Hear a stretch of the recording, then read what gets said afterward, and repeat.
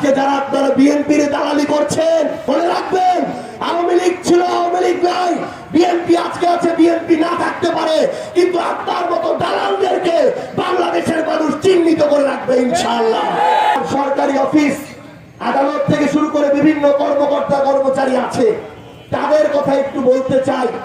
হোক তারা সরকারি কর্মকর্তা কর্মচারী, আইন শৃঙ্খলা রক্ষাকারী বাহিনীর সদস্য, তারা নিজেদেরকে যতটা না কর্মকর্তা কর্মচারী হিসেবে পরিচয় দেয়, যতটা না জনগণের সেবক হিসেবে পরিচয় দেয়, কিছু কিছু এমন লোক আছে তারা নিজেদেরকে তার চেয়ে বেশি বিএনপির নেতা হিসেবে পরিচয় দেয়।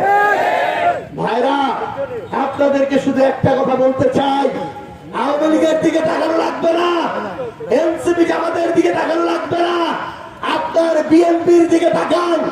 যাদের আপনি অন্ধভাবে দালালি করেন, চাটুকারিতা করেন, গতকালকে এই বিএনপি সরকার 14 সালে ওই রাতের নির্বাচন করা, ভোট চুরির নির্বাচন করা 32 জন ডিসিকে বাধ্যতামূলক চাকরি থেকে বরখাস্ত করেছে।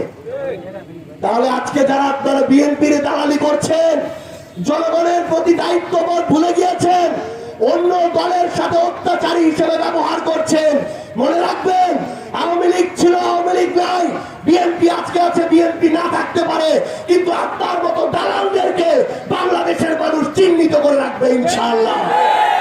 আপনি পুলিশে থাকেন, আপনি প্রশাসনে থাকেন, আপনি রাজনীতি করেন, যারা অন্য হিসেবে দলের দালালি করবেন, চাটুকারিতা করবেন, অন্য দলের মানুষদের উপরে জুলুম করবেন, নির্যাতন করবেন, মনে রাখবেন, পাপ কিন্তু বাপকেও ছাড়ে না। আপনাদের পাপের পাল্লা ধীরে ধীরে ভারী হইতেছে। আমার এখানে এনসিপি যার ইচ্ছা সেই করবে, সনাতনী হোক, মুসলিম হোক, অন্য যে কোনো ধর্মের হোক, আপনি যদি বিএনপি করেন দেখে তাদেরকে বাধা দেন, মনে রাখবেন, আওয়ামী লীগের সময় আওয়ামী লীগ যখন আপনাকে বাধা দিয়েছিল আপনার কি অবস্থা হয়েছিল, আজকে আওয়ামী লীগের কি অবস্থা, আওয়ামী লীগের আজকে যেই অবস্থা, আপনি যদি আমার নেতা কর্মীদেরকে মিটিং এ আসতে বাধা দেন, মিছিলে যেতে বাধা দেন, রাজনীতি করতে বাধা দেন, আপনাদের অবস্থা আওয়ামী লীগের চেয়েও খারাপ ভাবে শেষ হবে ইনশাআল্লাহ।